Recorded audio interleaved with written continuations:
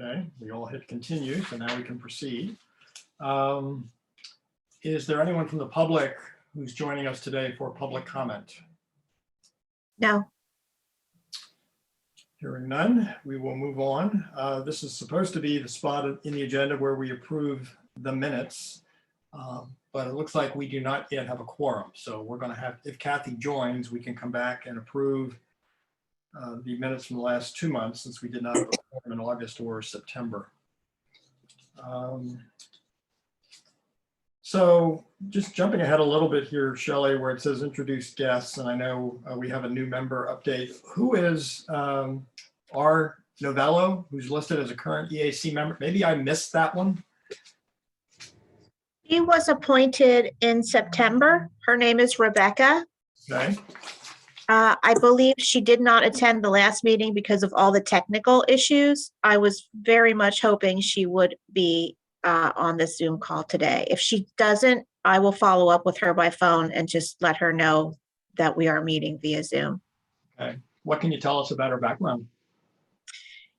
She is interested. She does a lot of neighborhood cleanups, and so she's interested in improving the environment. She's got a lot of good energy. She's younger, so we'll see what her impressions are. Good. We have a lot of good ideas for hands-on work. And for a lot of us, as we are getting older and wiser, it sometimes presents a challenge to accept those types of assignments, but I know we're all willing and able, and it sounds like she'll be a great addition and a great asset. So look forward to formally meeting her when she joins us at some point. Yeah, we had a good interview with her from the council point of view. So I liked her energy, and I think she's going to give a good balance to the group. Good, wonderful. All right, highlight the new city sustainability initiative. I don't see any initials or name behind that one. Who wants to? I'll just go back. Can I just go back? Can I go back Yeah. one? Yeah, So, Marcia and Shelley, how old is Rebecca? Like what? I mean, you say she's young. The reason I ask this is I'm having conversations with somebody who's, I guess, a millennial, a borderline millennial, and I think one of the questions people have is they don't want to be the only young person in the group. It makes sense. Being a lone voice for some perspective. So, like, what is she, like 30s, 40s? What? I guess she's early to mid 30s. Yeah. Okay. Mhm. Okay. All right. She might. The person I yet to talk to, who said she wants to know what's involved. Maybe they even know each other. So. Okay. Sorry. We can go on. All right. So I see Kathy has joined us. Welcome, Kathy. Let's jump back. Since Kathy's now here, we have a quorum. So let's go back, and I will entertain a motion to approve the minutes from both our August and September meetings. So moved. So moved. Moved and seconded. Any comments, questions, revisions, additions, deletions? Hearing none. All those in favor say aye. Aye. Aye. Any opposed? The ayes have it. Motion carried. Okay, so we're moving forward to talk about the new city sustainability initiative. Who has this one? So this was a category that Scott put in just so that as projects got started, they could be toward the beginning of the meeting rather than having to wait until new business. So there may or may not be a new initiative. Okay. So is there a new initiative that anyone wants to talk about today? Or any background about this project? Has Bethany left? I'm here. Yeah, okay. So I don't have any updates for y'all. So Stan mentioned a couple things that is either I don't know which. I'm getting confused now between what was said at the summit, what was said at our meeting, at the infrastructure meeting, but he talked about the rain garden over by the museum, and I forget, he mentioned something else, both of which sounded really exciting. I guess doing something with solar at City Hall maybe. Is there any movement on that since that's been brought up? I don't have any updates for the group. Okay. Everything is in planning stages.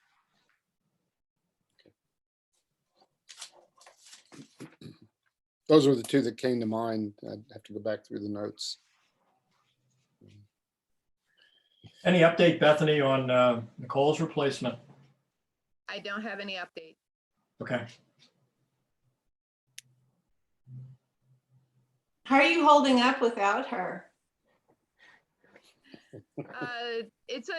We're pretty good at juggling, and so it's just trying to keep the irons that we have already in the fire going.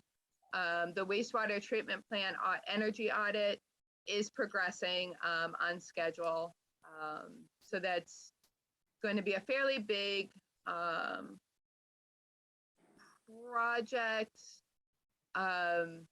But we have a lot of help from DEP and Department of Energy. And so we are expecting to have the audit done early Q1 of 2022. And then we'll be able to proceed from there with, doing the tweaking of things as the recommendations come in. Wow. But all of our energy data has been submitted. So we've had to produce 2 years of all of our electric and gas bills for the plant. And so that has all been submitted. And so now that process is beginning of it's all being entered in through Energy Star for us to keep track of. And then the energy audit should be happening early Q1 of next year. So, and then we'll go from there, see what the recommendations are. And Did you say this before, or did you tell us that the position's been advertised? yes, it has been advertised. Okay. And what is the deadline for the? I do not know. Oh. At this point, it's with HR. Okay. Yeah, you're in an awkward position. Are you applying Yeah. again? Yes. Oh. Excuse me. I missed faux pas today. Well, I don't think you said anything out of line. I mean, But at this point, there are no updates.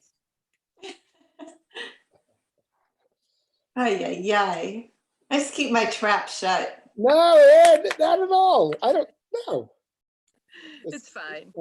Hey, Shelley, speaking of the wastewater treatment plant, we had mentioned at last month's meeting when you were away that now that Deb is back, it might be a good idea to invite her to one of our future EAC meetings. Just to get, what are you doing now? How can we be a resource for you, vice versa? I think it would be great to reconnect with her again. Okay, I will do that. Where Yeah, is and- Deb? Where is she employed? She's a- The sewage She's- treatment plant. She's the utilities manager for the city. Really? Mhm. Ah, Isn't that awesome? Yeah. it's awesome. That's why I'm really excited, particularly excited about the energy audit happening, because you do have someone that, and I don't know previous people, but certainly we know that Deb really understands and cares about that. So she'll be on it and pushing, even if Bethany and others are stretched a little thin. Because I know she would think that's a priority for them. Yeah, it absolutely is. The wastewater treatment plant, as we all know, is our largest energy consumer. And so if we can cut the energy usage at the plant while maintaining a high quality product, that is a huge goal. And because it's such a win-win if you can. And there usually are significant ways you can reduce the energy use, and it's lots, annual cost, give money back to the city, Well, and and greener, and helps us with our carbon and climate goals. Yeah. So Yeah. it's really a priority thing to do. Mhm. Yeah, and it'll, I mean, asking private industry and residents and other folks to sort of move on this, it helps that argument if the city is taking care of its own business. And everything I understand from all the years, whatever, is that the sewage treatment plant, I'd be surprised if the results come up, not much, there's nothing we can do. I mean, I think that's not going to be the, so I think it's great. I think it'll be and a lot of those may be, I'm not going to say easy fixes, but they may be, readily handled without some kind of major disruption. Yeah. So Yeah, it'd be really interesting to see what happens with the audit. And Is it there- is a really high level,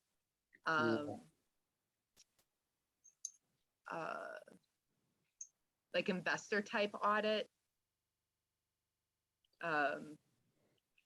Heather Crowley is our contact person with DEP, and she's in the energy office. And this is a project specifically for wastewater treatment plants.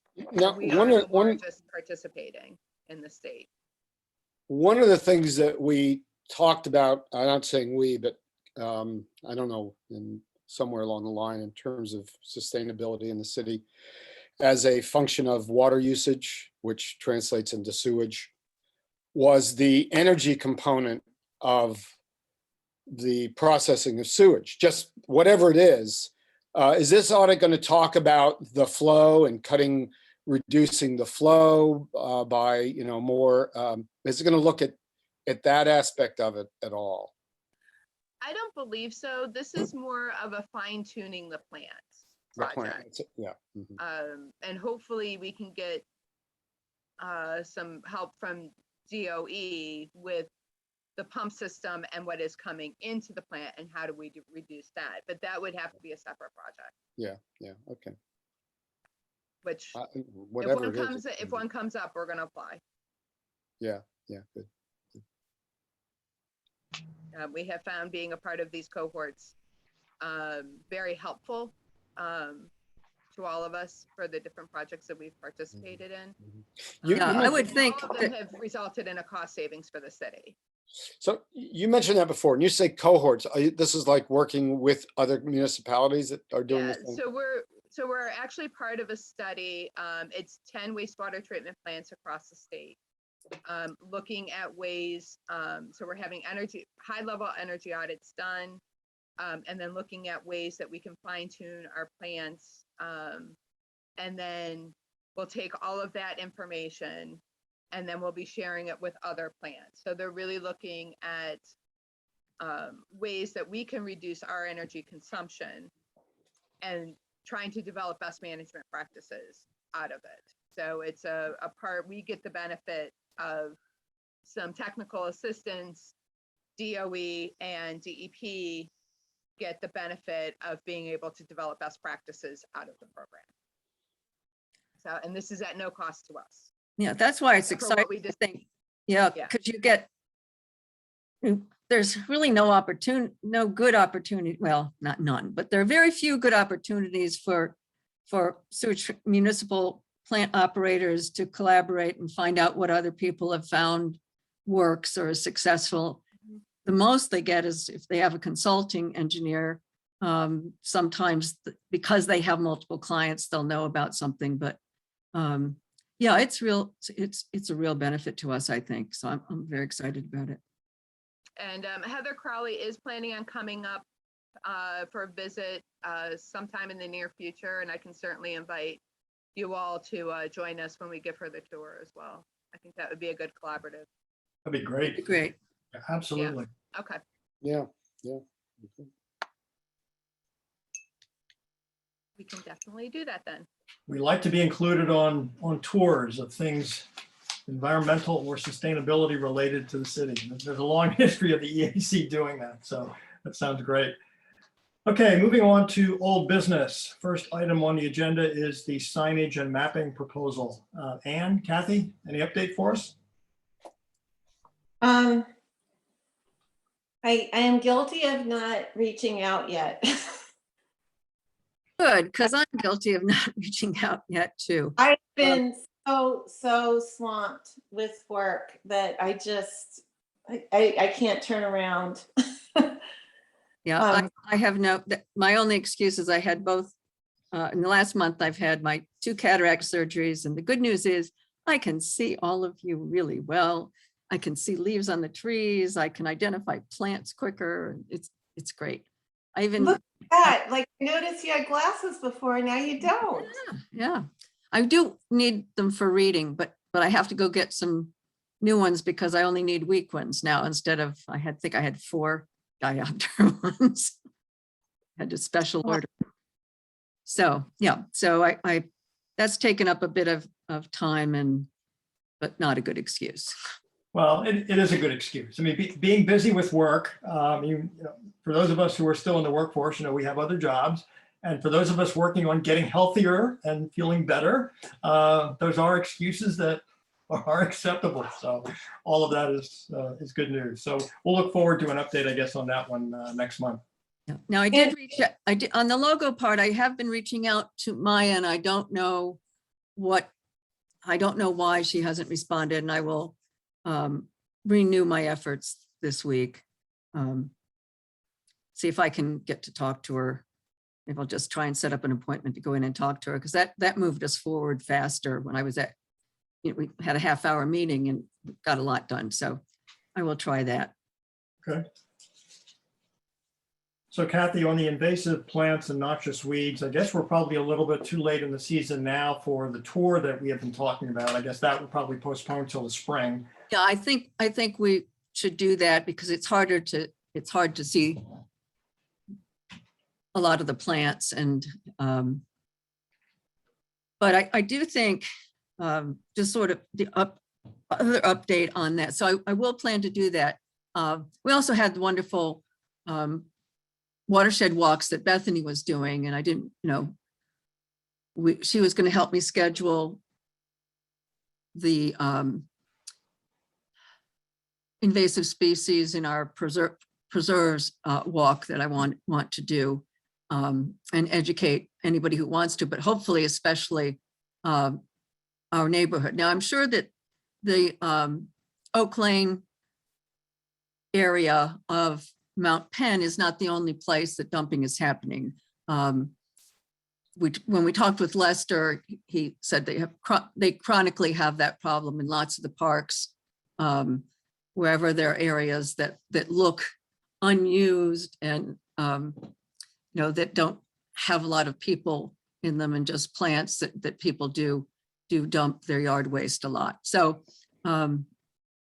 we know it's an overall issue. We do have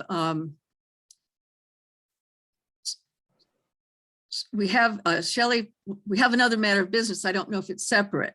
We were going to so we're doing an educational campaign because we suspect that a lot of people think they're just helping with compost.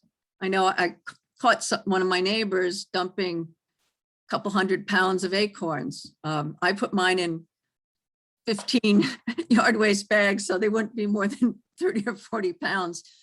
But no, he honestly thought, oh, well, the deer will eat them, it'll be good. And said, nothing that isn't in the forest to start with is really good for it. And besides, once you do that, then somebody's going to bring their grass clippings and their weeds that they pulled, which have invasives with them, or their potted plants that they thought were dead and aren't. Yeah, and all that then escapes and creates problems. So we had that effort, but then what we did with that was I did go to the neighborhood association.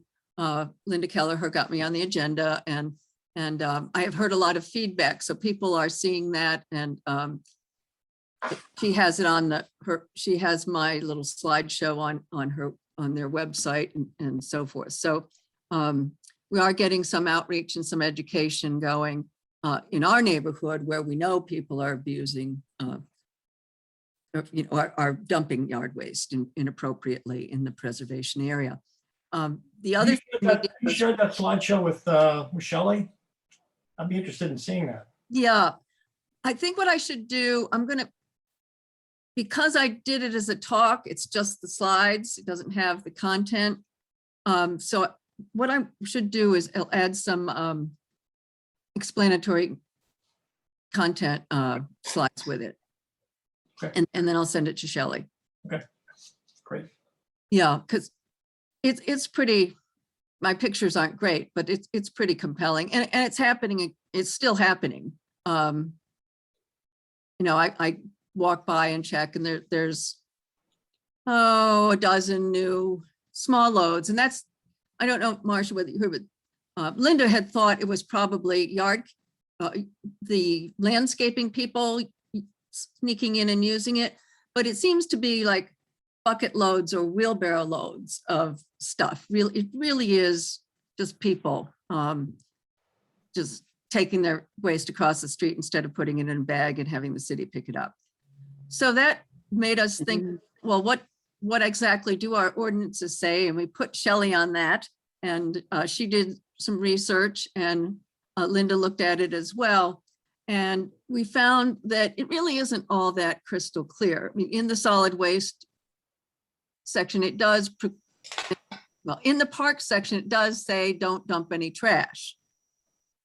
But again, then the issue is, do people really perceive of, you know, their acorns and their leaves and their sticks and their bamboo as trash? They probably don't. And they think, you know, it's compostable, it's organic, it'll just make the forest fertilized. So we decided we should make it more clear, and we added the words yard waste into that section where it says no refuse, trash, garbage. Now it says yard waste. I mean, that's the proposal, if you looked at those drafts. And then we defined yard waste. It turned out there really wasn't a definition anywhere. We've been using leaf waste as though it were yard waste. So leaf waste is defined as not just leaves, but leaves and sticks and garden debris and all the things that you would think of as yard waste.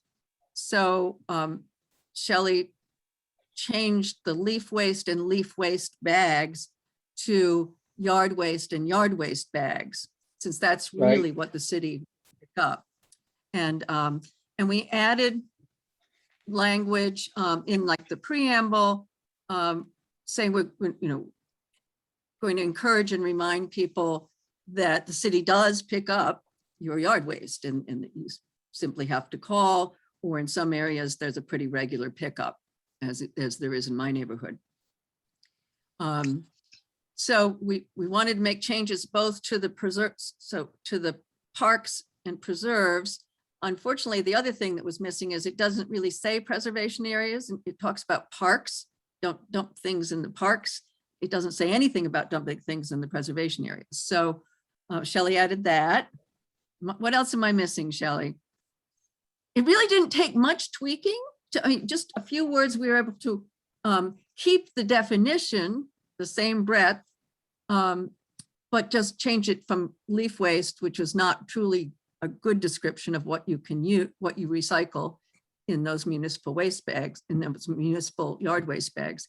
So we changed that to yard. Oh, wait. Oh, I know. In the recycling section where it says mandatory recyclables, one of the 4 items that are mandatory recyclables was leaf waste before. So now we're changing it to yard waste, but arguably we're really not changing anything there. It was already covered as a mandatory recyclable. So those are the main things I think that we did in those drafts that you looked at, just to summarize. Did people have any questions or any other things they thought of that perhaps should be addressed? Just to be clear, Kathy, nothing has changed. We discussed it at the infrastructure meeting, correct? Yes. And we were all, those of us who were at that meeting, we were pretty much in agreement in what Shelley sent out in the last few days, whenever it Yeah, was. the only thing I saw that we talked about that wasn't in there, Shelley, is that in the preamble to Oh, in the preamble to one of them, it talks about dumping has been observed along Mount Penn Preservation Area, along Oak Lane, and we're going to say, and other parks, and a public space in the city, Right, to make it. to make it a little more general, because, Right, but we're addressing a generic issue, not a yeah, it's not just one one neighborhood block. that has this issue. Yeah, Well, just to add to that, we have a considerable problem on Neversink. Yeah. And there we go. I mean, it's just, and it's getting considerably worse. Some of it isn't yard waste, some of it's construction waste, where people aren't paying the money to get that taken away. And it's unfortunate because Berks Nature will get fined if the waste is in their preservation owned area. Right. Well, Right. Well, maybe it should say, Why don't you- we Neversink Mountain and other areas. Yeah, I mean, maybe let's, it should mention. yeah, let's, I would like to do that sort of, because those are such important, large preserves that many people use. If we can get that across, it would be good. So, I don't know how much more time we have in the agenda, but this ordinance, this discussion does not address the construction waste problem.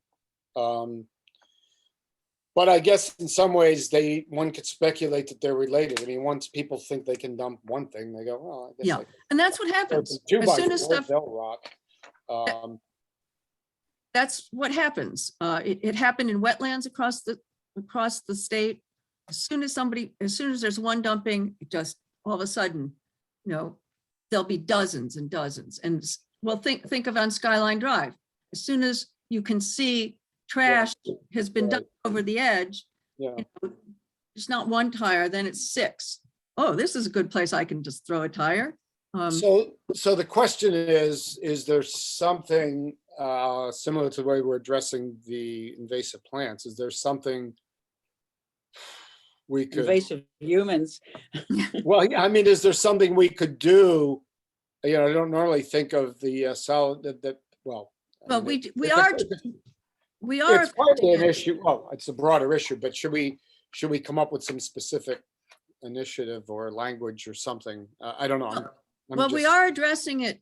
calling it. We are clarifying it somewhat, Bill, because as I said, the preservation areas were not listed in the parks, in the enforcement language that says no one may dump any of the following in a park, playground, or something else, but it didn't have. So it's in there already. Yeah, it's in there. Yeah. So now it's clear. And those other kinds of debris certainly include construction waste. We could look at that, though. I don't know that it carved construction waste specifically out, did it? Do you have it?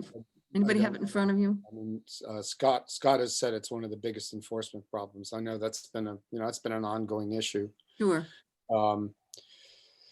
Because if you're doing any kind of construction, I mean, some of it. So Yeah. one of the Scott. problems property maintenance went with was even with trash that was dumped, that we even found addresses, the district justices wouldn't even back it up. They would just throw the case out. On what And that's grounds? even, Why? well, the people said that they didn't dump it there. Oh, And there was no way to prove either way. They Right, said right. somebody else took their trash away and somebody else dumped their trash on the mountain. yeah, which And there was actually, no way to prove it. some of that could be true too, actually. I wonder how other communities handle this, or they don't. I don't know. Has council or administration ever done anything to seriously try to deal with it, Marcia? I mean, this is a conversation. This is not the first time we've had this Right, conversation. right. I almost feel like, except for the staff that work on the Clean City Initiative, which still needs to be, in my point of view, more clearly defined, it seems like we go around in circles. We get Yeah. little starts, and then there's nothing comprehensive that has sustainability. Do you- Not to take away from the good work that's being done, but as far as the overall perception of people about what they can do with their trash and their waste, there hasn't been anything to try to move the dial on the norm. Do you think the truly comprehensive waste collection system would address this a little bit, or is this really something separate from that? I think it's separate because I watch people's behavior. And the fact is, what you see, people get out of their car, they dump whatever they have gotten at a fast food place on the street. People have large amounts of waste that they're not going to cognitively say, okay, I need to wait till the city takes it away. It is people not being on the same page about understanding how to dispose of waste. And I think some of it comes from people are coming from different areas, moving into the city, not understanding rules. And we expect everyone to absorb things. And I don't think they really, that's not necessarily from their previous experiences been the way to do it. So they just do what is easiest and simplest. Pick it up, put it in their trucks, and dump it. And I think we almost need to have like a summit to really talk about this and how we're going to be resolving it. I don't think just our heads around the table are going to move this dial forward. I think it needs to get, more attention to how serious, because it's really destroying our preserve areas. It's not like I feel good when I go up on Skyline Drive anymore. Between some of the other illegal things that are being done, what I see with waste doesn't make it a good place for you to want to go hiking, biking, whatever. Yeah, no, I agree. Yeah. And it's not only our municipality too, we share that with, Lower Alsace. Right. So I'm wondering whether we need to be able to get it on the agenda for the Mount Penn Preserve, but not just again to talk about it, but to say, what are we going to be doing to really gather the forces to address this? One Cameras up there? Did they put cameras up there, Marcia? No, there's some problems there are sporadic cameras. There's some issues with internet connection and getting signal. Yeah. Okay. So we don't have the cameraing that we need. So that's why I think we come up with good ideas, but we need to sort of logically talk them out and say, okay, who's responsible for what? How can you phase this in? Right. One thing I forgot to mention, though, was that one other little small piece, which has to do with making people aware and getting their attention, is that facilities is planning to make signs for us for the preservation areas, saying, and Linda talked to Mount Penn Preservation group about that. And we're going to put signs with their logo and the city, Right. and say, no, don't dump, not even yard waste. It's something not relatively nice that suggests, save the trees and plants, keep the preservation area for critters or whatever. But at least they're going to put signage out there, and they're thinking about doing it for other places too, once they have a model. So I Yeah. think it'll help some with the people that are unwittingly doing it or thinking they're actually helping. It might be nice too on the educational front. So every couple of years, for those of us who live in the city, we get a mailer about, recyclables, what you can recycle and what you can't. Right. And even for those of us who are educated about this, I always welcome receiving those because it's a good refresher. It's a good reminder. I'm wondering, perhaps could we do something similar with yard waste and trash that's being dumped in our preserves? I was originally thinking just along the lines of yard waste and not trash dumping, and thinking, could we do a targeted mailing for people who live, in the Hampton Heights area, or Mount Penn Preserve, Neversink Preserve, the Hessian Park Camp area, where you see a lot of yard waste bags out there. And I'm sure that most people are complying with what's sent to the facility, but maybe some aren't. But maybe what we need is a global mailer that refers to not only that, but to dumping of construction debris and household trash. You would think that people would know better, but it would be at least a way to start that educational process and to get something out there.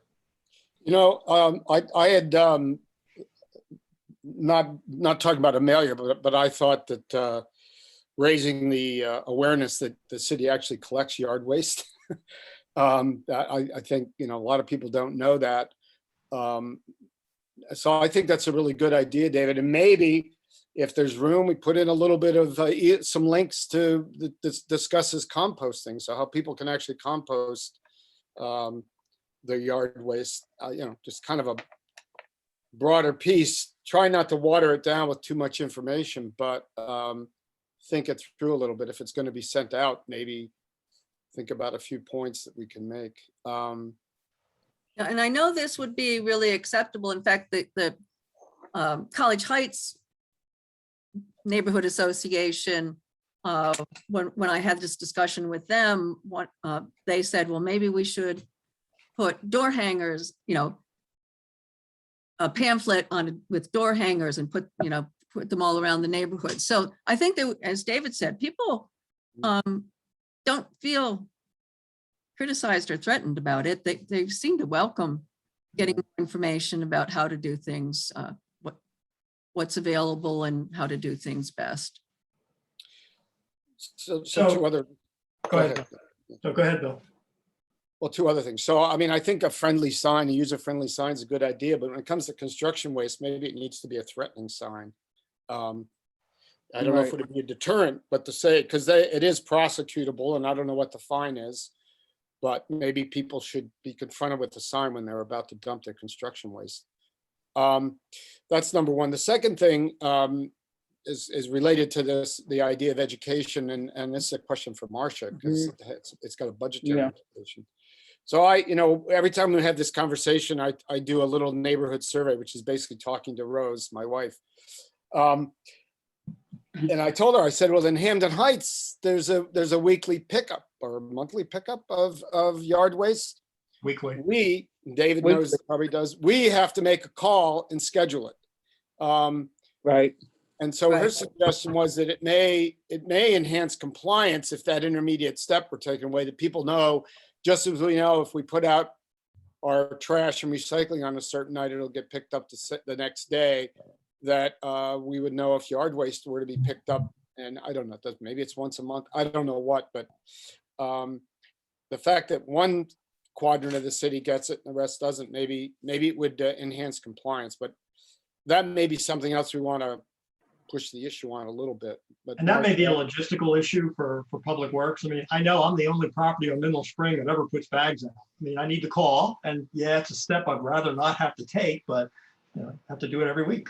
Yeah, well, a couple of our neighbors do, but it takes that. You've got to think about it the day before. You have to make the call. I mean, it flows well, but it takes that extra step. And maybe a lot of people aren't willing to take the initiative that we've been taking. We're at the end of the spectrum on this. Well, you also have to buy the bags, and that's what I see people not doing. It's Right. like, okay, where did you get your bag at? Well, it says on the bag Lowe's, but Yeah. so it's like getting them into the idea of this is the way you need to go about doing it. I think what's happened is we've lost a lot of opportunity during this COVID shutdown to do a lot of community education with community groups and passing the word on that way. So we need to look at some ways that are more proactive and be able to have the information out there. But I do want to explore what you said, Bill, because I think it should be citywide, that each quadrant of the city, just like trash, could have a date for yard waste pickup. I don't know where that's going to go, but at least it's worthwhile to Yeah. And maybe there are grant funds available. When you mentioned, the bags cost money and we need to buy them. So are there any grant opportunities to give bags away free along with promotional material, identifying the city's yard waste pickup program, what's acceptable, what's not? And you're giving away free bags at the same time as an incentive for people to pay more attention to it, to give it a try. Obviously the city couldn't front that on its own, but I got to think that there might be some grant funding available somewhere for that type of initiative.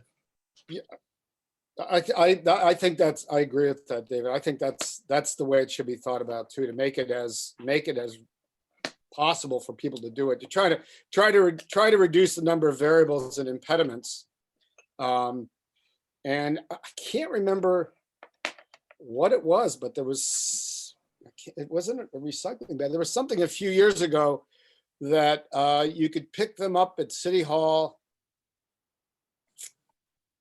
I'm trying, I don't know what it is. It wasn't recycling bags. It was something like that. All you had to do is go in and pick them up and then you could put something in it, but I'm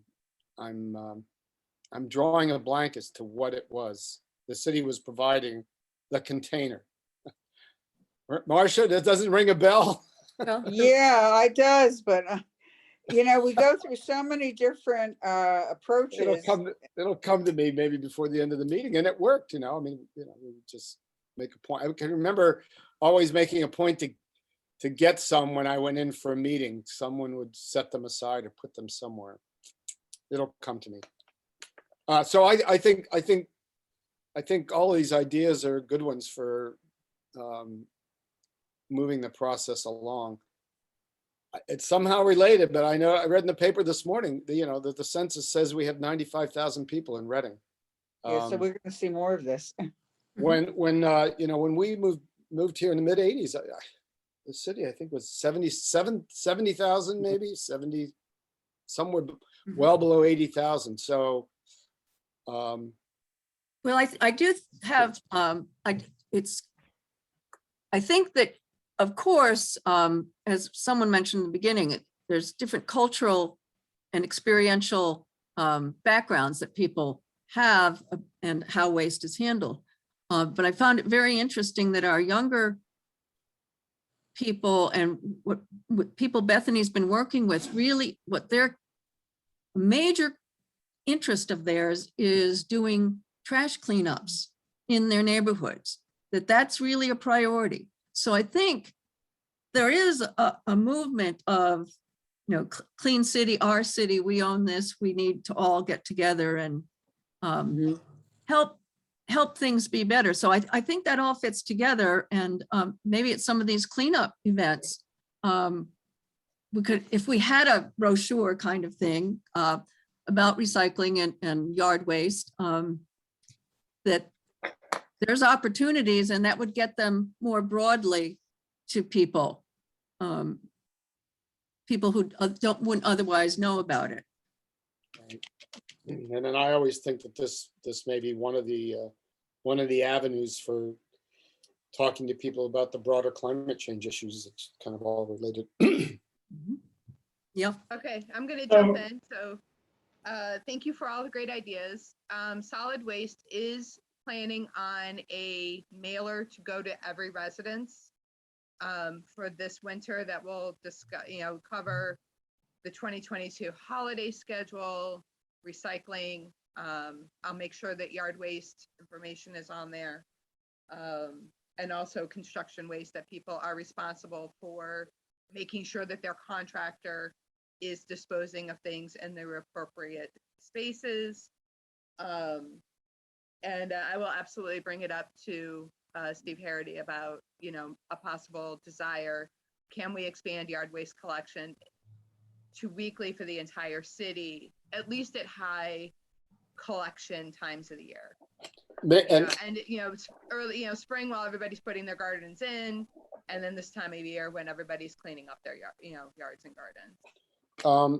You know, Bethany, maybe it expands in phases so that it hits the parts of the city that generate yard waste, like David mentioned, like Hessian Camp and Wyomissing Park. I don't know what they do over there. I don't, maybe. Yeah, we have it. They're on a weekly collection too. They come They are. Oh, They come every Monday to Hampton Heights, but I think it is because I mean, almost every property has between 2 and 10 bags out in the high season, you know, these weeks and then in the spring again. So it's. But then, you know, it's absolutely something that we can explore. And then I do really like the way the language has changed in the ordinances with the yard waste. It is more specific, more comprehensive. It's not complicating it. Yeah, and as a lawyer, and in answer to one of Bill's things is, we do intend to enforce, and that's one of the things that Public Works said, that they, you know, if we get some signage up, then they would feel comfortable about doing some targeted enforcement. And then I thought, well, wait a minute, does the law, do our laws actually say you can't do this? And I would argue they don't. Not, I mean, you can make an argument that they do, but you can also make an argument that they don't. And now you won't be able to. It will be clear in the ordinance. So if they Yeah, do go with enforcement action, the ordinance will clearly say, don't dump yard waste in the preservation area. I do think the construction waste needs to be dealt with separately, though. And I have been doing some research on this and what other communities are doing. And one of the things that they are doing is requiring waste management plans to be submitted when people pull permits. Good. I like that. And also, so all you have to do is you have to have your waste management plan. So it makes people think about things ahead of time, and then you turn in your receipts, you know, as you're going through inspection. So that's definitely something that we can further explore, because the construction waste dumping is one of the biggest things that we're still seeing. The household waste dumping has diminished quite a bit. We're not seeing it like we were a year ago, or even, you know, especially 2 years ago. So putting everybody on the same system is working. in our Oh, good. Okay. Yeah, we're seeing success with that. That's similar to what we do within PDS permitting for land development plans, where they have to show where, in fact, in land development plans, they have to show where the construction waste is going. Yeah. So that's part of a NPDS permit. And one of the big things we always look at is where the sediment's going. So the fill soils and topsoils and where that's going. And for example, if they're dredging a pond, where is that going to be located, and does that have permitting? Yeah, I think that could be an easy way to fix the issue that isn't too burdensome on, you know, the people pulling the permits or on the people signing off on them. But that's definitely something that could be explored. That's applied when there's earth disturbance. Well, if it's a non-permit, if it's under an acre, but for 5,000 square feet, that's asked for also in Berks County. So that's, you know, that would be a good way to just go through the conservation district somehow. Yeah, but and that's for earth disturbance. So if somebody's just, you know, rehabbing a house, that's a whole different animal. Right. And Scott made the point in the chat too, that a lot of these contractors and house flippers are not getting permits. Right. And that's that was an issue. right. That's another issue that needs to be addressed. Yeah. So I have a couple of comments, but I was gonna say that I suspect that a lot of the dumping has to be with people who they're not even getting permits. Maybe there's a way to facilitate. Well, let me say the second thing first. One of the pieces of green building and the LEED certification process is dealing with construction waste. And a big part of it is separating all the recyclables, and it's remarkable how much construction waste can get recycled. Mhm. And what I found was it was one of the easiest things to convince contractors to adopt, even if a building wasn't going to get LEED certification. There were certain things that people would be willing to do because it made sense. And that was one. And I can tell you that Berkey, as an example, very early on, even on buildings that weren't LEED, they started doing that kind of construction waste separation, maybe as part of whatever is going to happen along the lines you were discussing. Maybe that can lead into, you know, if the city's going to go to 100% clean energy, we're going to go there with construction waste. I mean, I don't see how we can avoid that. So that may be something to start thinking about, which may be a way of being, it seems like it's onerous, but in reality, it's user friendly for those contractors that are inclined to get permits to start with. And it, you know, it reduces the burden on landfills. Another thing, this is really out there, but maybe if there was a way for a lot of these folks that aren't getting permits to provide some resource for small time haulers or some of these remediation companies that are really they really have the removal of construction waste down, and they do it very efficiently, and they do it at a very low cost. You know, maybe there's a way the city can facilitate some of these private small-time entities both to get permits, but if not, I mean, that's a code enforcement issue. But beyond, not, you know, permits or not, figure out some way to provide a list of entities that would do this kind of thing, or maybe the city could possibly incorporate it. I don't know, but that's a separate conversation and requires some longer thinking, but maybe That's something.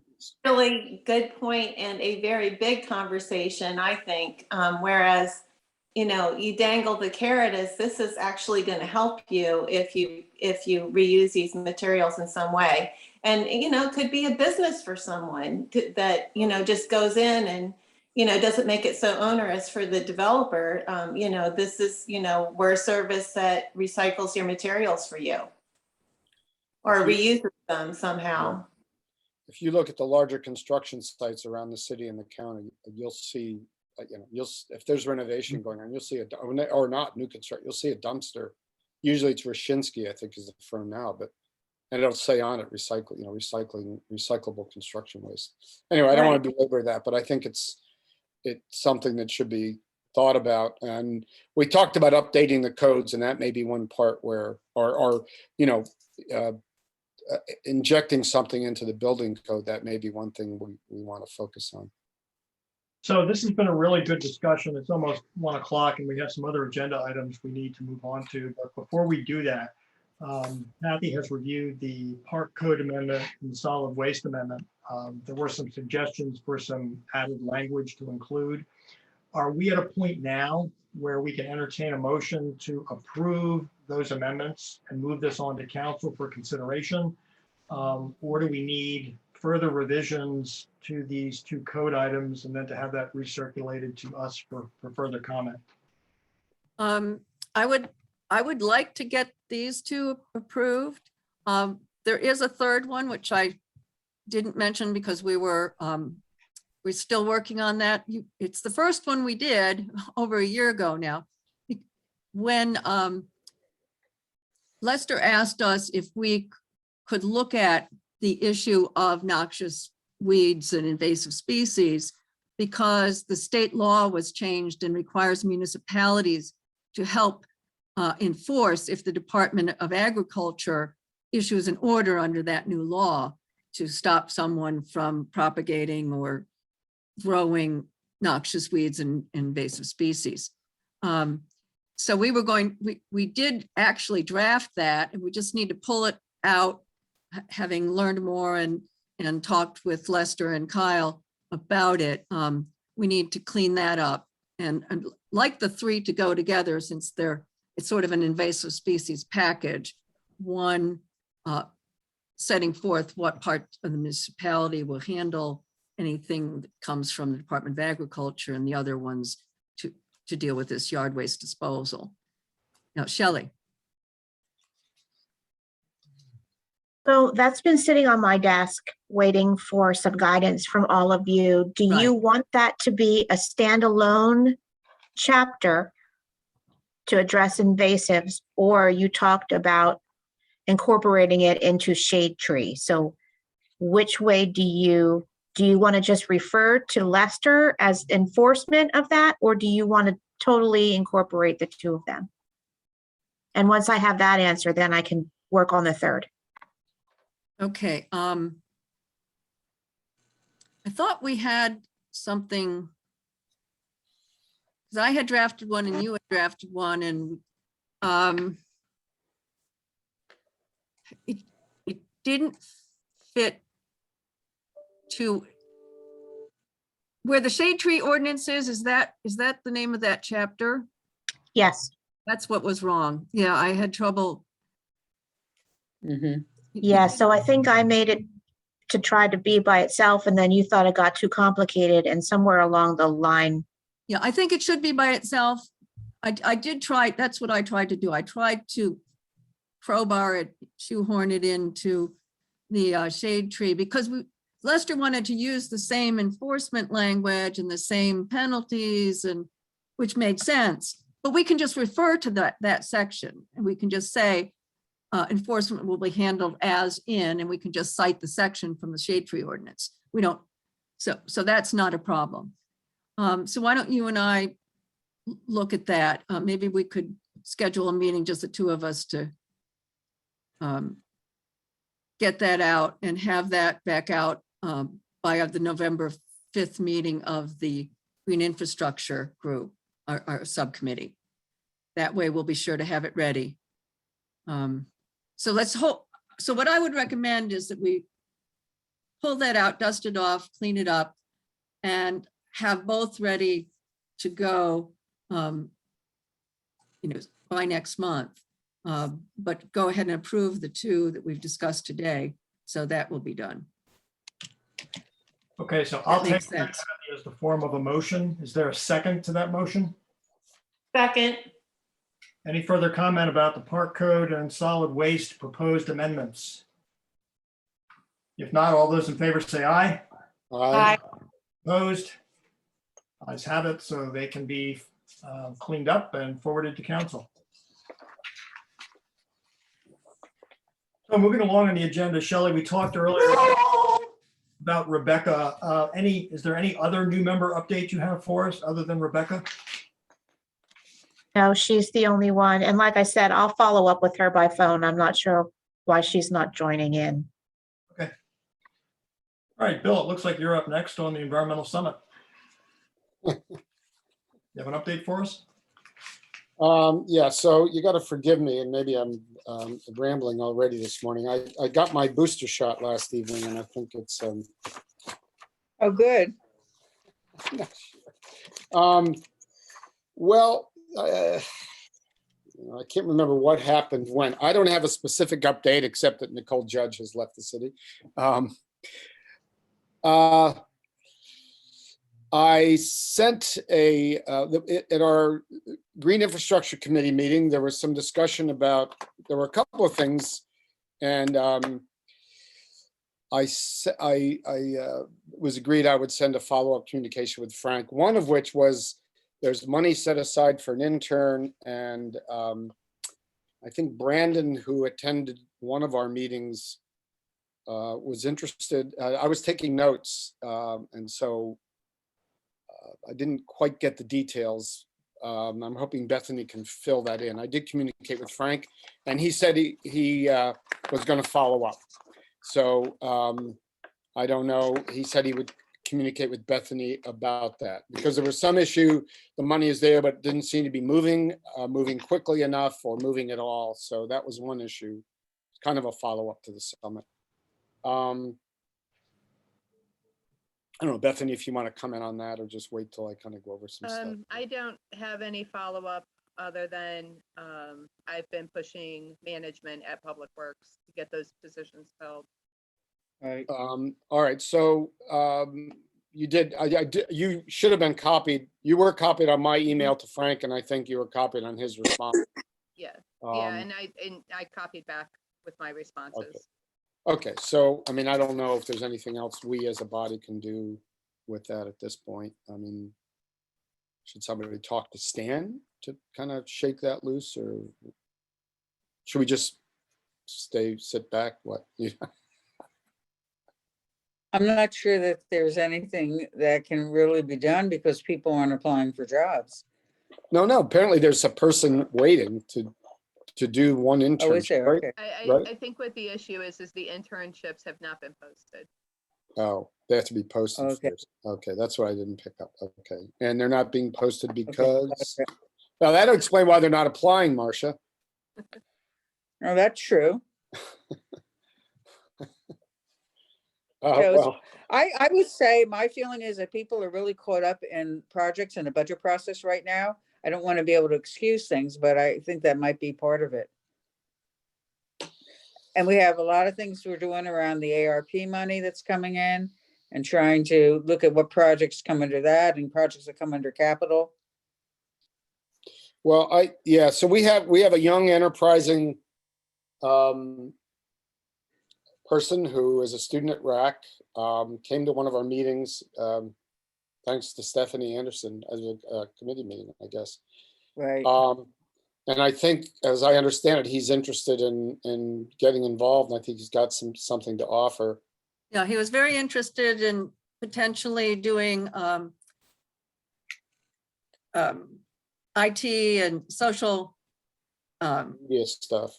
Yeah. social media stuff for the EAC and for the city's campaigns on Yeah. other things, and sounded like he has quite a bit of experience and an interest in it. Yeah. So So, you know, if time goes by, he might lose interest, something else will come up, and we'll have lost an opportunity to involve, you know, he went to Reading schools, he grew up in Reading.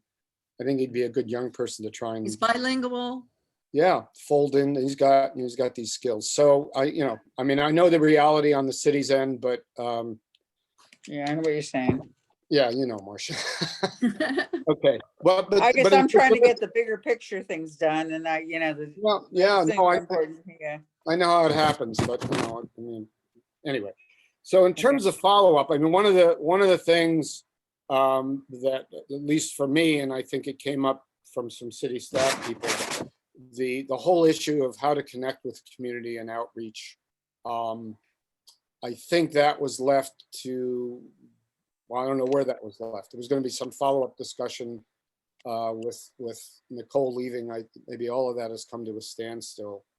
But trying to, I mean, my vision was that there would be a follow-up discussion with some people from us, you know, Stephanie, maybe Christian, a couple people from the staff, having a brainstorming about messaging and how we're, you know, again, not waiting for the plan to be done and out there, but begin, you know, keep that process moving along, because it takes some time. I have no update on that. As far as I know, nothing's happened with that.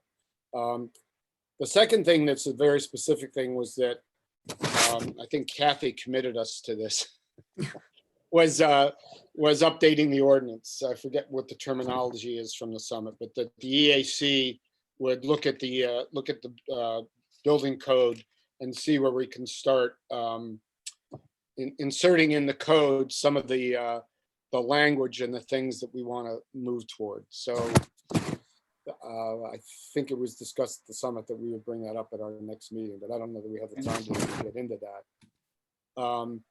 But I think that for some of the other stuff, there was some conversation about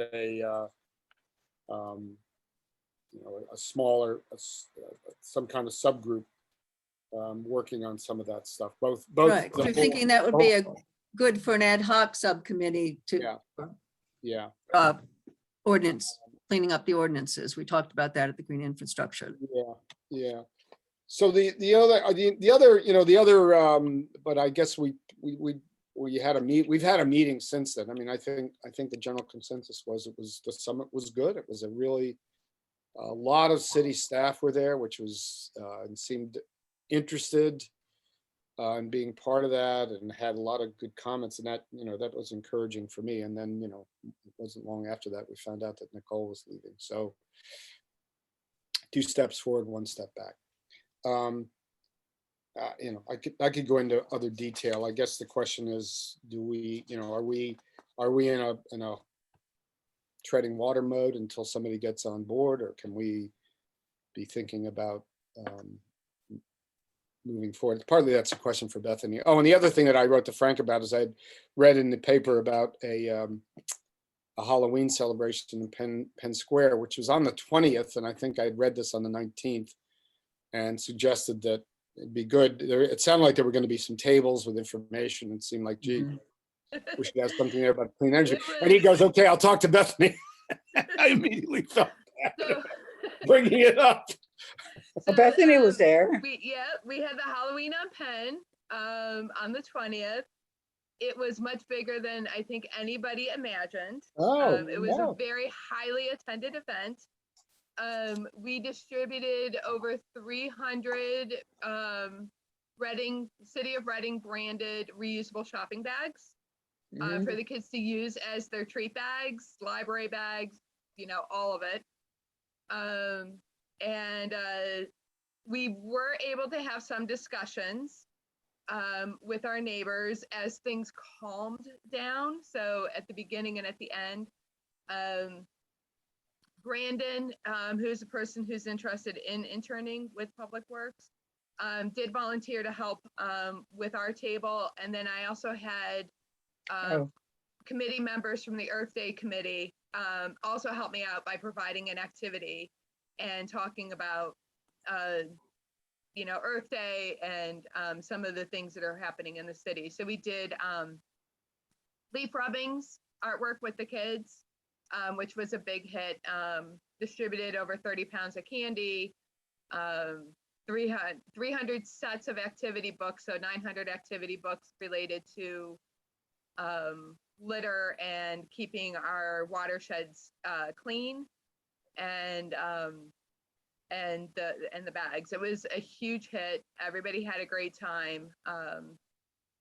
It was a good time had by all. So Yay. doing more of these events, and again, anytime we're having these events, I absolutely invite you all to come out and table with me and do that kind of and do that kind of work. So it is a big deal when this, commitment wise, when the city does put these on. Public Works does. Was it the Youth Commission's idea? I'm actually looking forward to getting to meet the Youth Commission and they're get them great. on board with some of the sustainability efforts in the city as well. But we'll let them get their feet under them when they're ready. Let me know. But doing these events, it is a big thing for Public Works. All parts of Public Works is really integral in making them happen. But it is a great way to just have these conversations with people. But yeah, it's a lot of fun. How many people would you say were there altogether? Couple thousand. Wow. See, man. It was I mean, packed. that's It was obviously packed. obviously they had, the Youth Commission had a sense of what people would attend. Yeah. A lot of young families, but there were older folks there too. And I had a conversation with the gentleman who was older, and at first he was being a little curmudgeon with me and like trying to yell at me, and then he realized that wasn't going to work. But I was like, I'm curious, why did you come down? And he's like, I miss seeing the kids in their costumes. So then we started, having a little conversation about a lot of the efforts in the city are really, that the city is going through is really to just make it a better neighborhood for our kids. Yeah. Well, I think the one good thing about that too is we're turning Penn Street into almost like a community center of events. And I think that's really positive to bring people downtown. Yeah. And it's been really consistent what you've been doing, Bethany. I'm going to put out an idea, and it's just something we will see with every other community group. Do you think a mascot might be helpful to help to get the information across? Sure. Actually, I do work with Zoo Much Fun a lot. Unfortunately, they were just unavailable that evening. Okay. So Zoo Much Fun does come out to a lot of the Public Works cleanup events, but they're also volunteer based as well. So, and it's just a matter of getting them. Are they available? So But if somebody wants to come up with a budget for me to get a mascot costume, I would be more than happy to volunteer some of my coworkers. Well, I saw things that cost about $350 for a mascot costume. So I'm sure in the city's vast budget, we can figure. Yeah, but the high quality ones, you can add another zero to that. Okay, really? Okay. Yeah, they're not cheap. But Okay. Well, it's definitely something that can be considered. So I want to say that, I just wanted to formally remember to say thank you to Bethany for these cleanup events and related events. We went to, I think Shelley was there too. We went to one of the last ones, and there were so many people. There was the high school ROTC group. There was some one of the bands. People brought instruments, and there were hundreds of people raking and filling bags with twigs and leaves and stuff. And it was very friendly. And yeah, it was very encouraging. Yeah. Our What last we need to Clean do City- to have, believe that there is a community and to remember that. Yeah. Our last Clean City Day of the season, we decided to do one more. It is going to be the second Saturday in November. I think it's November 13th. And it'll be from 9 until noon again. And that will be we're working out of 11th and Pike. And our main goal is to get the alleys and storm drains in that surrounding neighborhood. But the 11th and Pike playground rec center is where we're going to meet up. So, yeah, Bethany, I mean, that's great. It's great getting that report. I mean, that was much better than reporting on the summit. I think that, you mentioned the activity book that had to do with litter and watersheds. Maybe one of the things we can put on, I don't know, maybe the Green Infrastructure Committee can discuss this, is creating another activity book that deals with energy. In a way, in the same, using those other ones as a model, like what is going to connect with kids or maybe adolescents. Yeah, so As a way of, again. Yeah, the activity books that I get are actually provided by Keep Pennsylvania Beautiful. And then I order enough classroom sets for the 4th graders because we're not doing in-person visits last year or this year. And double it to put out into the neighborhoods for the other kids. So, and it's not a huge cost. Do you know if there is there one available? Does the organization, another one, have one that deals with energy and solar and wind and that kind of thing? You know what? I haven't looked. I would imagine that maybe DOE might have some resource like that. And somebody must have made one.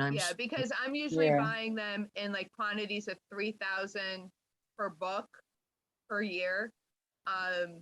And so that would be a case of we would just need to get permission from them to have the file printed, and then we just bear the printing costs, because DOE is not going to, no organization is going to say, oh yeah, we'll give City of Reading 5,000 copies. That it doesn't usually work that way. But if I can get the art, if they're fine with us doing the printing, I have found that that's a really cost-effective way to do some of that. And so the first step would be to identify the document, see if it exists. Now, is that something that, I mean, I don't know where to begin to look, but it's one of us should do so that it's not on your plate to find this, or? I would love you all if you would take a look. DOE, we do have a subscription to the Green Building Council, their educational materials. I haven't found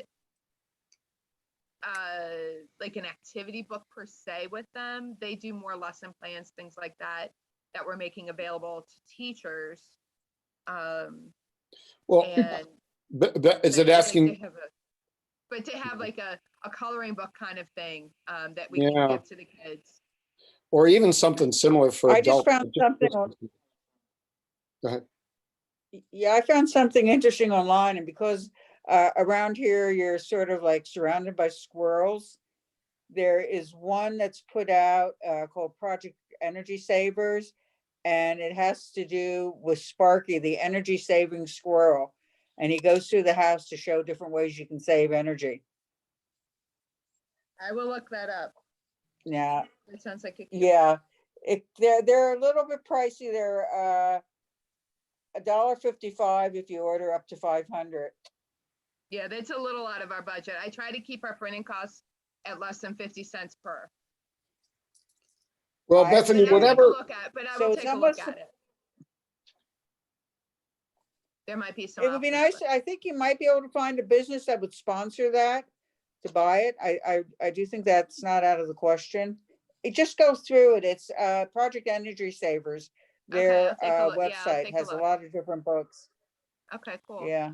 Or we can all take a look and just sort of browse through them, Okay, so maybe that's something to kind of collectively see what we can do. If you have if there's some source that you have to have the city subscription, you want to provide me with a link out, something that I can access that you can access. I'm no longer a member of the US Green Building Council. So the other thing is, I think when these kind of events happen, I think if you can loop in Stephanie, either she or somebody else from Reading for 100, but if she's available, I'm sure she'd be glad to be at a table. She likes doing this stuff. Reading for 100, some of it may be a little out of date, but not. There's a brochure, there's a really good simple brochure that explains the resolution and what the vision is, and that kind of stuff could be had. So yeah, and if the timing works, anyway, I think doing that kind of thing that you just did, being there, is what we have to look for, those opportunities, because that's where you get in front of people who you might not get in front of otherwise. Yeah. How you reach them will be really good. So Another event that I'm participating in is this Saturday, and I'm hoping that the rain holds off. Is some of our neighbors have actually organized a neighborhood cleanup and a trunk or treat event, which is going to be at Lowers Park from 9 until about 1 on Saturday. And again, I'll have the cleanup stuff is going to be like from 9 to 10. A couple different organizations are coming out to do, like Berks Community Health will be there to explain their programs. We'll have the Public Works table. And I'm not sure who else is all going to be there, but that would be, if one of the EAC members would like to come out and talk to, this is going to be a lot of young families because we are doing it as a trunk or treat. So that would be definitely another great way to reach out, because the younger families are really interested in this stuff. and that's at Lowers, but that'll be outside It'll at be at Lowers Lowers Park. Park and Lowers Park Elementary School. Bethany, I'll be doing a trunk or treat this Thursday night at on South 12th Street at a CC House in their parking lot. Is there any way you could give me any materials that I could put that in my trunk to hand out? I certainly can. Okay.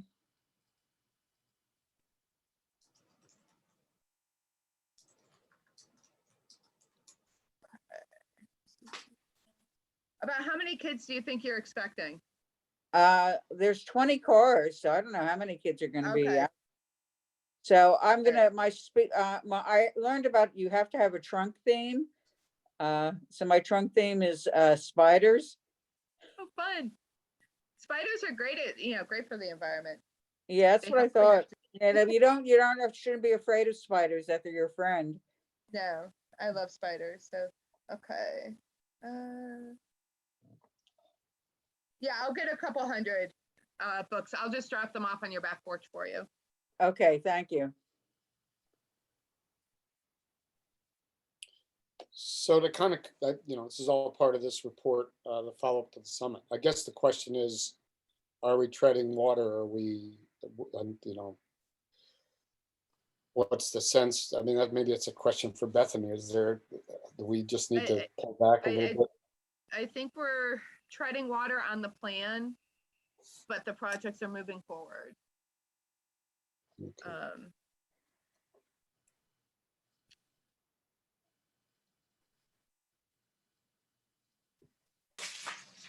Okay, so we only have about 10 minutes left. And I'd like to start wrapping things up. We actually have a lot to go over yet, a lot of which we're going to have to just postpone till next time.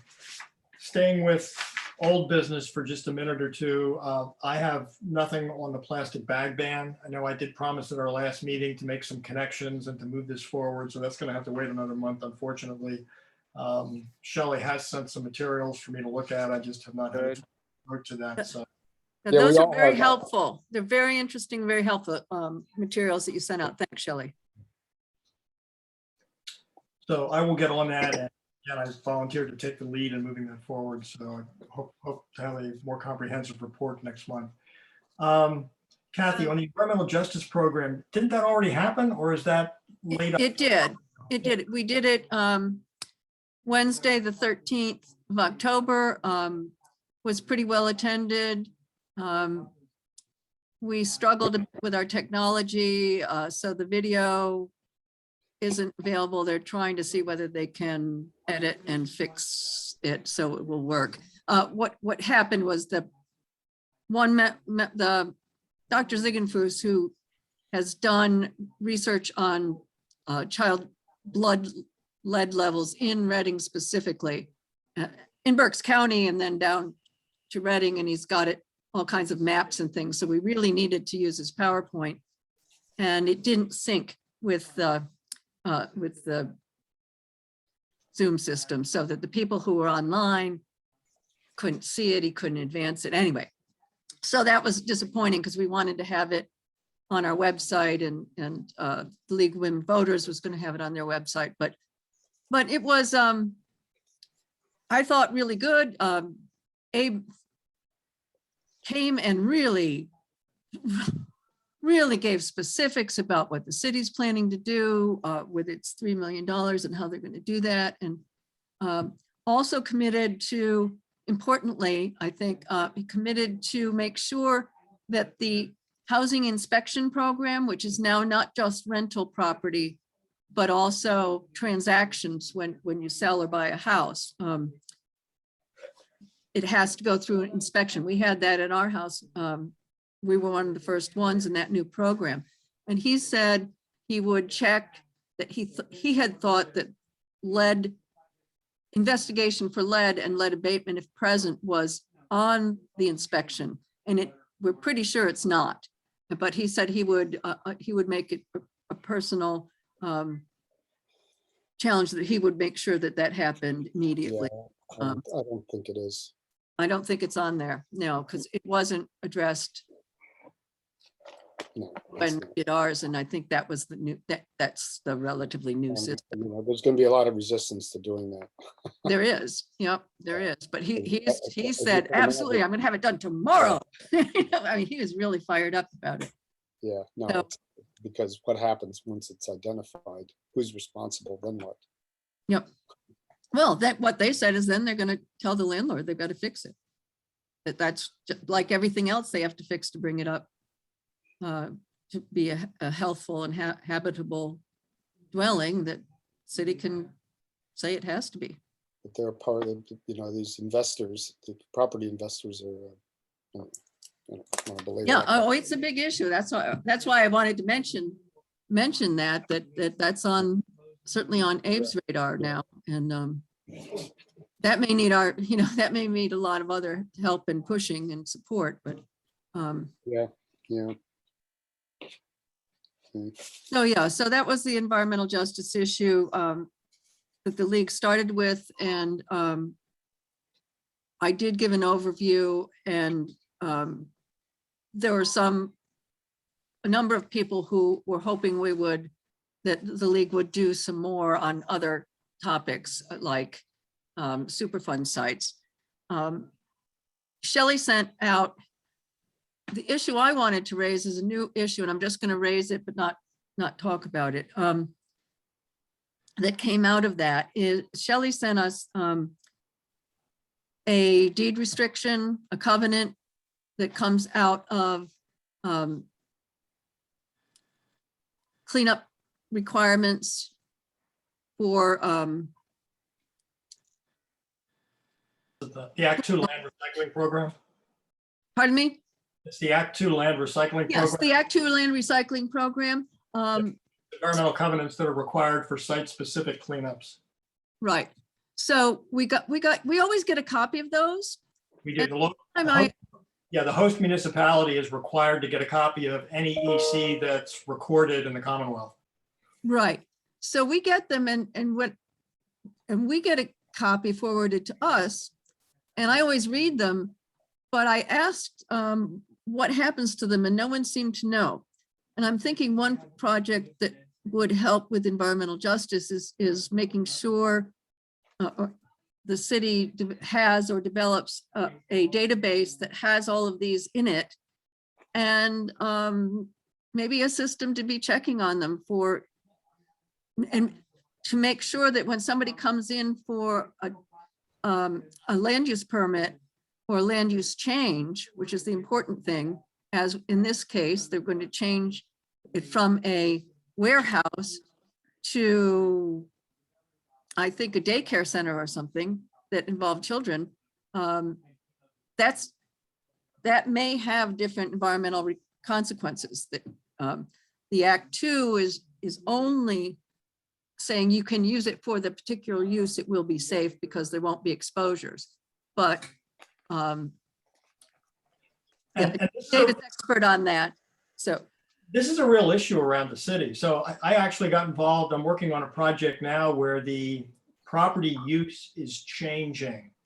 We know there was an environmental covenant that was prepared. It looks like it was never recorded.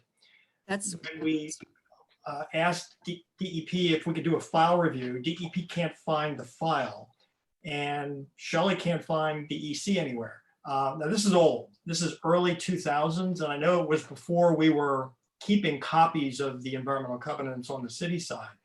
But it happens. I mean, every now and then you get involved in a project where you need to see a document like that and you can't find it.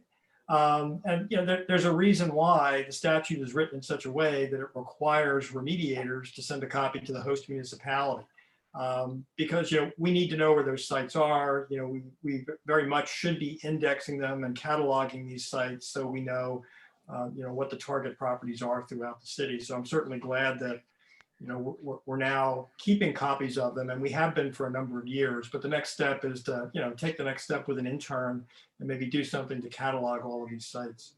yeah, I was thinking that this is a real environmental justice issue that would not be a real heavy lift, but would greatly improve our ability to know that we know where sites that were contaminated and have been partially cleaned up are, and that people know, can have access to that and know what's in their neighborhood, and make sure that when somebody is getting a building permit or a land use permit, land development permit, that you know for sure whether that property has a pre-existing contamination issue.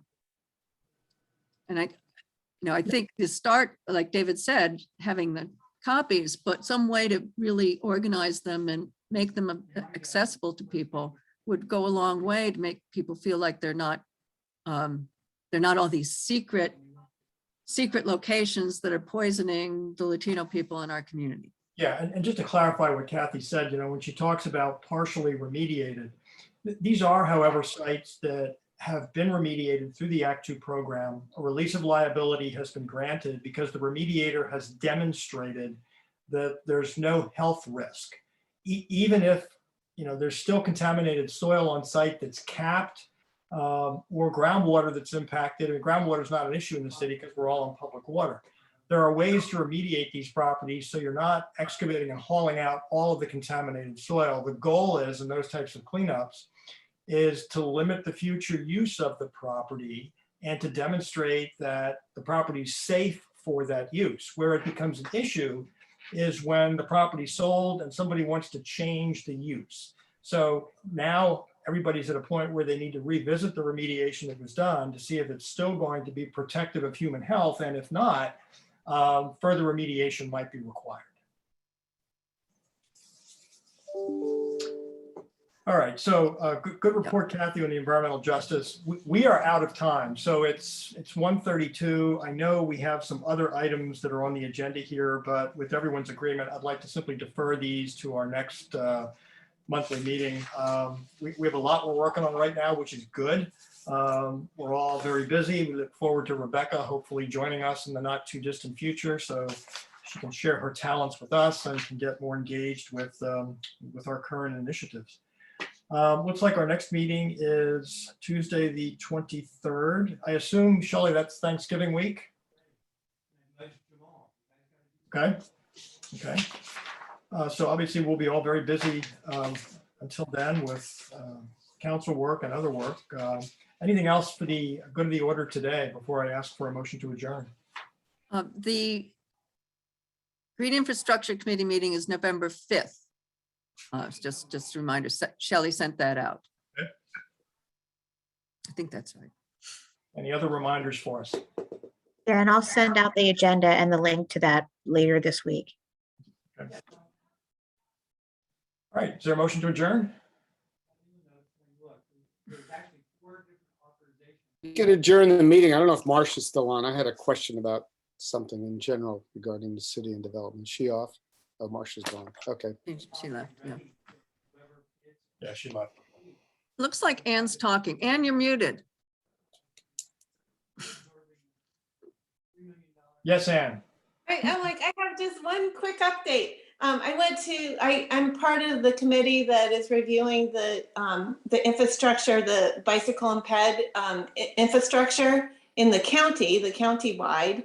And that plan is going forward. We're trying to figure out ways to reach out to all the municipalities, including Reading, to include them in the possibility of including it in the comprehensive plans. And then in addition to that, there's a Greenway Park and Rec plan going forward. So those things are on the horizon. It really has steam, so exciting. There's one thing I forgot to mention by way of not updating. From the Energy Summit, I see in the notes that Abe and I were supposed to follow up, setting up a summit for a regional meeting. I didn't know I had volunteered to do that, but I probably did. Nothing has happened with that. My feeling is that until we get a clear sense of where we are and the plan kind of in place, I'm not sure what we would tell other municipalities at this stage, but should mention that nothing has happened with that. Maybe I'll communicate with Frank about it to keep that conversation going. We can adjourn the meeting, but I do have a question for anybody who's got a minute or two that might shed light on. Okay, so something. just for the record, I heard a motion by Kathy, which was seconded by Bill, so we're adjourned. We're adjourned, okay. Okay, Bill. David, maybe you, I don't know if you have a minute. I've noticed, one of the things I do every Sunday is I look at the real estate transactions. I'm not sure why. It tends to tell a lot about the city. There are two things. One, I noticed that some firm, and maybe Shelley knows something about that. There's a business called TEH Realty. I don't know who they are. This past Sunday and the week before, there were probably a half a dozen properties that they sold. Now, whether they sold them to some version of themselves, I don't think so, because the sales prices are, they're in 100, 150, 300,000. Just, I'm not sure if this indicates that something's going on, that either for good or bad. That was one. The other thing I noticed, go ahead. Yeah. From what I understand, TEH Realty is one of our landlord flippers. And so it's pretty routine to see a lot of transactions of them buying and selling. TEH or firms like businesses like TEH, that. yes. Oh, TEH. Yeah. Okay. I mean, a ton of them. TEH also means multiple businesses. Each TEH grouping is a group of investors. And if you look behind the TEH, there will be a number. Yes. Yeah. So they're Yeah. actually different businesses. So if you see the different numbers, it's a different group of investors for that property. Scott, And then there's one open field. go ahead. So I worked with them a lot when I was in property maintenance. There's like one overseeing like manager and group manager in this area, but they're I think nationwide at this point. Oh, so they're one of these entities that have come in. I mean, if Jeremy's still on, maybe that's a story to write. And I actually started looking at those, Bill, probably a year ago. When we first moved here 30 years ago, just about all the homes across the street was single family housing. They're now all being chopped up. So parking along Mineral Spring has always been an issue, even when we first moved here, although we park, in the back, we have a courtyard. But now that these are all apartment complexes across the street, parking is horrific out here. And I was so thankful to see the council is now going to start addressing this issue going forward. Were they divided before the ordinance was put in place prohibiting like the breaking up of single family houses. Was that all happened before that, or is it happening illegally now? This is just within the last 2 years. I've been noticing homes that were sold that were occupied by a single family. You see contractors there for 2 or 3 months, and all of a sudden now you see 10, 12, 15 people in and out of the property. Well, I maybe I'm wrong, but virtually the entire city that's prohibited. I mean, you can't, and I don't know how many years ago that was, like 5. Shelley probably remember more of the details. Yeah, that was several years ago, but going back to further in our discussion, if they're not getting permits, the city doesn't know that they're changing that use. Yeah. And so it's constantly a cat and mouse, we're chasing our tails. And Yeah. Scott can speak probably very clearly to that from his time in property maintenance. So neighbors need to call it out if they see it happening. Yes. I Didn't suspect. know that. Thank you. Yeah, I mean, So there's a big, you might want to cite each one of those addresses. They may not have permits for those apartments, and we hope that the city can go after that, because it's a compounding problem. You mentioned parking. A lot of those. Well, there's just a whole litany of issues that come up. But Right. I have to go. Sorry, guys. Bye. the other thing, David, I don't know if you noticed that Central Catholic just changed hands recently. I missed that. Well, it wasn't listed as that, but the address was, I don't know, 1200 or 1300 Hill. I mean, it had to be that building. So I don't know if that suggests something's going on at that building. I was hoping Marcia might be able to shed light on. Shelley, do you know? So I've seen from signage that's around the property that it's some kind of charter performing arts school, Which has been there for a couple of years. Yeah. which has been there. So I don't know if that was some kind of internal transaction where they changed, what they're Maybe, calling yeah. themselves or something like that. But from what I understand, it's still that, which I'm not sure why a charter performing arts school needs a giant building that size, but not my choice, not my decision. So, Okay, I appreciate you guys hanging around for And then, a little bit of and then discussion. David, not to keep piling on you, when you are ready to progress with the plastic bag issue, I do have 2 community members who are willing to serve on that committee. Great, wonderful. So once I review everything, Bethany, I'll double back with you and maybe we can Okay. coordinate. And then, we'll get a meeting together with them. Good. Good idea. Thanks. And Bethany, when it works for me, I'll attend one of these events and help out. But this Saturday's not a good day. But I'm Yeah, going to communicate with Stephanie. I mean, maybe she will. yeah, I'll Yeah. shoot her an email. But one of our goals to get done this winter in Public Works and to coordinate with the city as a whole is a calendar of everybody's outreach events. So that way we can all go to each other. That's a great Because we idea. all often find out late in the game kind of Yeah. thing, Yeah. because we're Yeah, still yeah. we're still siloed, but we're knocking those down. So that's one of the goals. And I did just get an email update. The new city website is going to go live next week. Please don't try to crash it. But basically all the current information is going to transfer, but we are going to be updating pages and things like that. So that could possibly be a winter project for all of us, to go through those city website pages and make recommendations for updates and things like that. So, so if y'all, hopefully we don't get snowed in this winter, but I will put you guys on that task as well to help me identify where things need to be updated.